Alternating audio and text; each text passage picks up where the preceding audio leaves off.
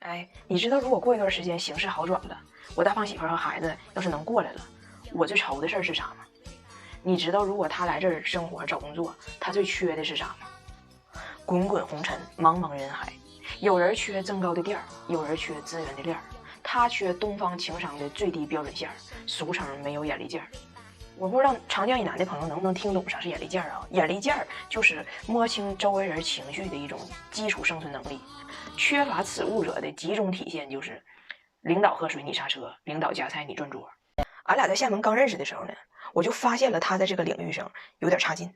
但当时我寻思可能是就外国人，整体来讲对于很多礼仪上的问题都表现得比较木讷。但后来我发现不是，就是他这个人眉中间有个红点，心缺个小眼儿，他缺心眼儿。当时我上大学的时候，我爸来厦门看我嘛，我就觉得这对象可能够呛成，我就一直没跟我爸说过这事儿，我就想自己上机场接他去。就是他听说了，非得要跟着。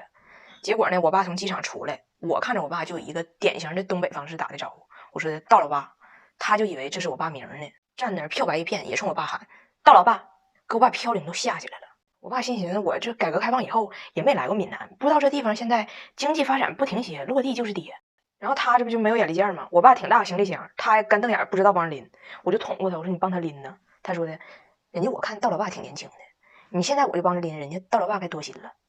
我爸完全没有心理准备嘛，就突然之间非常不适应，再加上我老公的表现呢，就除了改口改的挺婀娜的，剩下的就确实挺尴尬。完，我大胖姐问我，你说道老爸是不是不喜欢我？我说道老爸不是不喜欢你，他就是不喜欢自己的女儿这么早搞对象。我老公说啥是搞对象？我说哎呀，唧唧复唧唧，异性再相惜，女儿一长大终将成人妻。你就道老爸对这个事儿他还没有适应，你给道老爸一点时间。然后那天晚上，我老公就请我爸去的一个音乐清吧。完，那清吧的乐手呢还有病了没来，整个清吧就俺仨人，一人点杯酒，围那小桌一坐。完，我爸就发问了：“你什么工作呀？”我大胖媳妇儿，我没有工作，我还在读书。我爸又问：“那你读完书是什么规划呀？”我大胖媳妇儿反问：“什么是规划？”我爸说：“就是问你毕了业要去哪儿。”我老公说：“啊，我不知道。”我一看我爸当时那脸已经拉那老长了，我赶紧用英语跟他说：“我说你就跟他说我毕业去哪儿你就去哪儿。”完他就问我：“那你毕了业要去哪呀？”我说：“我哪知道啊？”那他老实惠了，告诉我：“那不行，那万一你毕了业想去索马里呢？撼动冷酷的道老爸，诚意心中挂。索马里呀，索马里 is not my 规划。你不能因为想打动一个人就瞎承诺。”然后我就感觉我爸老不喜欢他了，就一句话也不说，气氛尴尬到人想死。这时候就来只猫，就趴我爸旁边，朝窗外，咱也不知道它情郎在哪儿，就搁那叫唤，就是叫唤。然后我爸就瞪这猫。完，我大胖媳妇儿，我也不知道他是怎么想的，他是想调节一下气氛呢，还咋地，就把刚学着词儿用上了，过来了，拿杯酒敬我爸杯酒，说：“你不要怪他，他想搞对象，他想搞对象。”许多年以后，就我俩马上都要办婚礼了。有一次在铁岭，我爸还有大胖媳妇儿一块儿去吃烧烤、喝啤酒，都喝多了。然后我爸还追忆往事呢。说实话啊，就当时我不是很得意你，我寻思这小子是不是小时候在加拿大的地方被冻着过，怎么虎了吧唧的呢？但是我爸呢有个小习惯，这个小习惯呢在他喝酒以后尤为严重。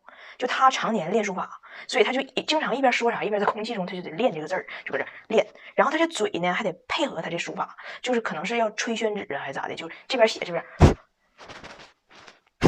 所以我爸就一边抒发感情一边搁那自己虎了吧唧。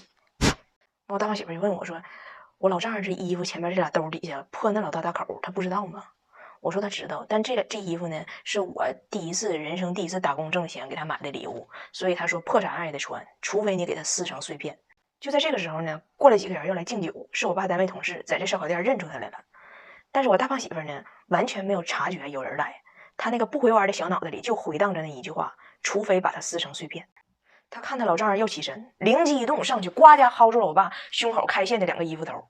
说时迟那时快，我爸一起他一薅，咵嚓一声，道老爸道主任在他的同事面前，白衬衫被撕下去两个大条，露出了枣红色的红衬衣，像对联似的。然后我老公还学我爸呢，撕成碎片。哎，你们知道吗？我家崽我打在加拿大跟着爷爷奶奶吃饭，一天到晚就是跟土豆较劲，土豆开张熬个土豆汤，土豆大吉怼个土豆泥。你说这土营养，这不逗呢？我对崽我达这个成长发育我很担忧啊，我就说要不然给孩子包个饺子，起码饺子里边有肉还有菜，也算勉强做到个膳食均衡。我婆婆也听话，在网上搜的菜谱擀的饺子皮，但最后擀出那饺子皮怎么跟你形容呢？能当暗器，属于往人身上撇，贴着好管就毙命那种，老硬了。后来我说实在不行，你们可以去超市买点饺子。结果他一家人去的超市，买了3大麻袋冷冻的土豆馅饺子，还买了3大麻袋冷冻的蓝莓馅饺子。一吃饭用微波炉加热5个土豆馅饺子当主食，5个蓝莓馅饺子当甜点。这个当初饺子的发明者呀，如果活着，看着他们买的这个脏东西，还管它叫饺子，都得拿着我婆婆亲手擀的饺子皮自刎，就谁拦都拦不住那种。完，他家全家都这样，就都是这种土豆狂徒，营养全不咋均衡。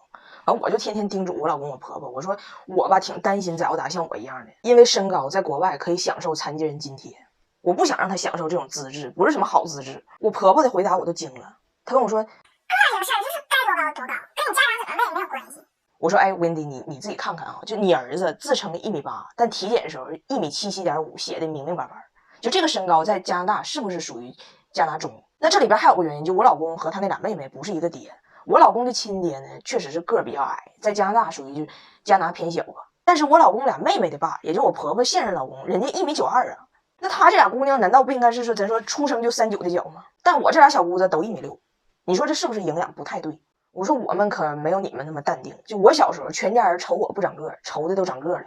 我爷当年还被人骗，给我买了一个增高玉枕，花了1000多，我睡了3年，枕头都矮了，我也没高。我爸首先质疑了他爸，就问我爷，你是不是被人骗了？我爷说，就何谈被骗呢？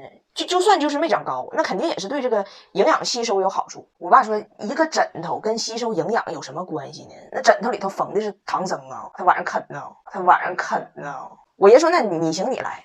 于是我就经常被我爸挂在单杠上嘛，然后他一整就是看老头下棋去了，给我落上边了。我穿一身红一动不动嘛。平时我被误以为单杠上挂的一条衬裤，过年的时候我被误以为单杠上挂的一挂鞭炮。哎呦我的妈，那也没长。反正作为中国家长，我肯定做不到外国家长那种就是新欢堂长，就爱多长多长。崽要达回来，我得亲手给他做点饭，补充营养，再给他充点亚培小桉树。因为想让孩子长个，你光补钙不行，光补不吸收，钙也进不到骨头里，补的跟钟乳石似的，还得有其他的维生素协同作用。小桉树里边的重点成分叫成长协作链，它是通过维生素 D 帮助吸收，然后维生素 K2 激活骨钙素，然后骨钙素把这个钙运送到骨骼才起到作用。对孩子来说，最重要的还有自护力。小桉树是全球知名的儿童营养配方，有雅培100年的医疗健康品质，这里边有呵护肠道健康的菌源组合拳。益生菌咱知道是肠道的守护者，但是光有益生菌不行，益生菌得吃益生元才能活下去。补充益生菌加上益生元，才能更好呵护孩子肠道的自护力。还有32种营养素，眼脑体格一起高。关键是不加香精和蔗糖，不怕他吃完长他爸那体型。哎呀，不说了，我得带拿铁出去玩去了。拿铁最近开始自己走路了，我得培养他大长腿，争做就是铁岭5大镜。我的婆婆温迪她又要来了，这次事发很突然，我们都没有准备好。而最让我心中恐惧的是，张拿铁好像是疯。你们在这个视频的结尾会看到张拿铁发作的实况录影，你们也帮我判断一下这孩子这是什么毛病。那是一个很祥和的夜晚，我们一家在沙发上享受着岁月静好。突然我们接到了温迪的电话，温迪说，告诉你们一个好消息，我今年年底攒了$8000。我们说，哎呀，那太好了。然后他说，再告诉你们一个更大的好消息，我要把这笔钱花在与你们相见。我们已经买好了机票，2月4号让我们相会在北京 China。当时局面很尴尬，就实在是欢呼不起来呢。我说感觉上感觉你们刚走。他说已经4个多月了，我们分别了4个多月了。我跟大胖姐互相看了一眼，当时我脑子里就一直在闪现一首 BGM， 时间都去哪儿了，还没缓过来，你又来了，又来了。然后我心里其实也有点不解，就我的公公婆婆赚的也不多，也没啥存款，怎么就攒钱就来了呢？一刨根问底才问出来，我的婆婆因为想节约，把她老公布莱恩的牙医保险给停了。我公公现在这颗门牙坏了，一直没法补，就这委屈受的，咱说就打碎了牙哈，只能往肚里咽。结果最后预算不够，还没有布莱恩的机票。在电话里我看着布莱恩，我说不来，他说我说啊，所以你叫布莱恩，布莱恩。哎呀，反正就是挂了电话，心情很复杂。更让人意料之外的是张大铁，因为他忘了温迪是谁了。翟奥达一直跟他说，这是我们的奶奶呀。张大铁似乎不咋认识，也是对于一个2岁的孩子，上次见到他的奶奶还是他的前半生。我就想，那我得帮着张大铁唤醒一下他对奶奶的记忆，我就开始帮他找回忆。结果我发现吧，张大铁跟他奶奶的回忆不找也罢。你入学的新书包，他背回了加拿大。你雨中的花折伞，他说不用打。你最在乎的户口本，他也能给你丢。你委屈的泪花，都是因为他。我发现其实我不应该给他找工作。本来的张拿铁爱忘你，但恨你忘了，这也许是最好的结局。但是他们家人最大的优点就是没说道没讲究，你也不用就特别礼貌的什么特别用心的怎么专门去招待。所以我心里就决定，这次过年我准备让我的爸爸，也就是温迪的哥哥，先把温迪等人带回铁岭，我在北京自己先缓2天，就说我有工作，养精蓄锐之后我再回去过年。然后我说温迪，那头2天我就不陪你了啊，你可以不？他听了完全不在意，说他自己在铁岭可以勇闯天涯，我到时候就给他留3箱白象东北黏糊麻辣烫就行，地道东北风味，黏黏糊糊，麻辣香浓，白象品类丰富，蟹黄拌面和糟粕醋海鲜粉好吃又过瘾，在家就能尝到各种地域特色，美味不求人。但是问题是，大人现在都缓过来了。张拿铁疯了，告知他奶奶来了，又帮他找了一晚上关于奶奶的回忆之后，张拿铁入睡了。然后后半夜1点半，张拿铁应该是在睡梦中想起来啥，起床自己走出卧室，说啥要去上学。拿铁，你怎么了？我要上学，给我书包。